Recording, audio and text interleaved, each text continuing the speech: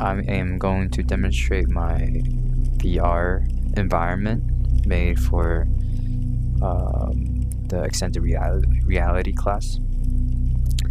So I decided to make a dungeon design, a medieval dungeon design,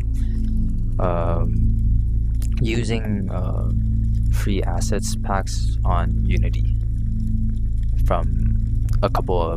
mainly from a couple of resources. So that covers the requirement for using multiple assets to make a scene, and I would say all my environment is pretty cohesive. There's nothing that's really popping out. The feel I'm trying to go for here is a little bit mysterious, inspired from games like Legend of Zelda, Dark Souls, and Hollow Knight. Yeah, so you can probably hear the ambient sound. I also found this free background music on Unity.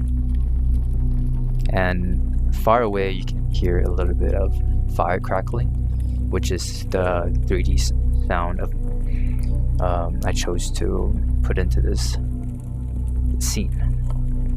Okay, let's walk past these statues here. All the lightings in the scene are baked that greatly improve the performance of the scene. So the frames, because I'm doing a video recording, so the frames is capped at 60 frames per second.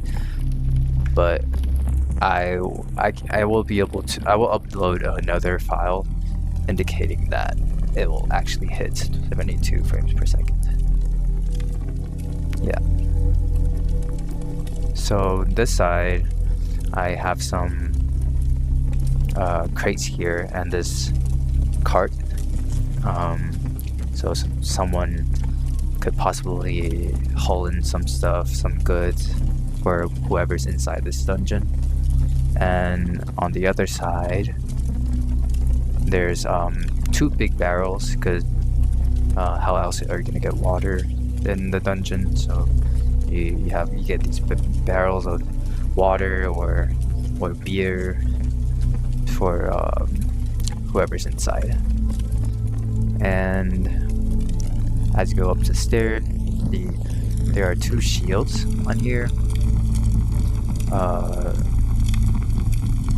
Because the background story for this scene, I was thinking about one witch and one wizard lives inside this dungeon. So one shield could be representing the witch, and the other shield could be representing the wizard. And then you can hear the 3D sound from here. I'll turn around a few times so you can hear that it's actually 3D.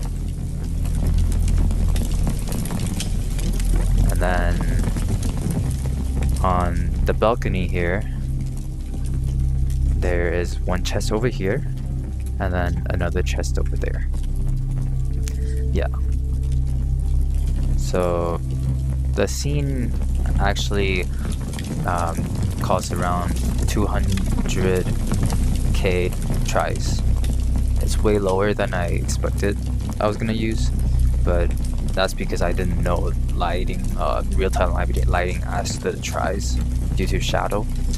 And then once I used fake lighting, the tries actually went down a lot. So yeah, and that is my VR environment. The previous video I was recording by connecting to the MetaQuest developer hub, and for some reason that capped my frame at 60 frames per second.